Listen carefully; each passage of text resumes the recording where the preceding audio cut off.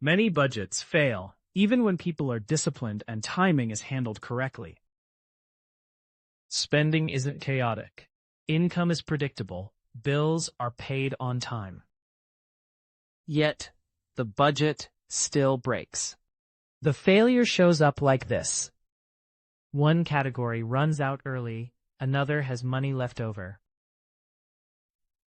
Small adjustments turn into constant rebalancing. The system requires explanation every week. This feels like a tracking issue, but it isn't. It's an allocation problem. Most budgets assume that money can be precisely assigned to many categories in advance, and that reality will cooperate. It rarely does. Traditional budgets rely on a quiet assumption that spending categories are stable and separable. For example, groceries are groceries. Dining out is dining out. Personal spending fits neatly in its own box. In real life, spending categories overlap. A meal can be groceries or dining. A purchase can be personal or household. A subscription can be optional until it isn't. The budget demands precise classification. Reality provides ambiguous transactions. This forces the user to constantly decide, which category should this come from? That decision cost is the real problem. Every time categories are tightly defined, three things happen. First, cognitive overhead increases. Each purchase requires classification, justification, and sometimes correction. Second, small misallocations compound. A category running low doesn't mean overspending. It often means misprediction. And third, rebalancing becomes routine. Money moves between categories mid-cycle, weakening the authority of the system. Eventually, categories stop acting as constraints and become suggestions. At that point, the budget still exists, but it no longer governs decisions. The core mistake is treating budget allocation as a precision exercise. In reality, most variable spending is probabilistic. Amounts fluctuate. Frequency changes. Context matters. When a system requires exact allocation under uncertainty, it creates friction. That friction shows up as frequent exceptions, category borrowing, rationalized overrides. The system doesn't fail loudly. It erodes quietly. A more stable system uses coarse allocation instead of fine-grained precision. This introduces a new design variable, category resolution.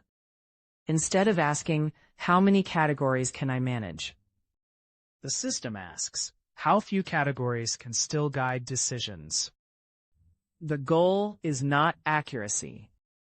The goal is constraint clarity. The system operates on one primary rule. Reduce category count until each category becomes behaviorally meaningful.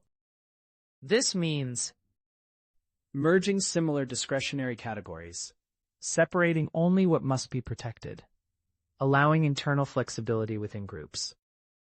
For example, instead of 5 discretionary categories, you might have fixed obligations, protected goals, 1 flexible discretionary pool. Precision inside the pool is sacrificed intentionally. What's preserved is a clear stop signal, fewer classification decisions, stronger adherence to limits. At a structural level, this system works as follows. Identify expenses that must not be violated. Housing, utilities, savings commitments. Group remaining variable spending into the smallest number of pools that still influence behavior. Allocate money to pools, not micro-categories. Track only at the pool level during the period. Decisions shift from which category does this belong to is there capacity left in this pool? The system reduces ambiguity at the moment of spending.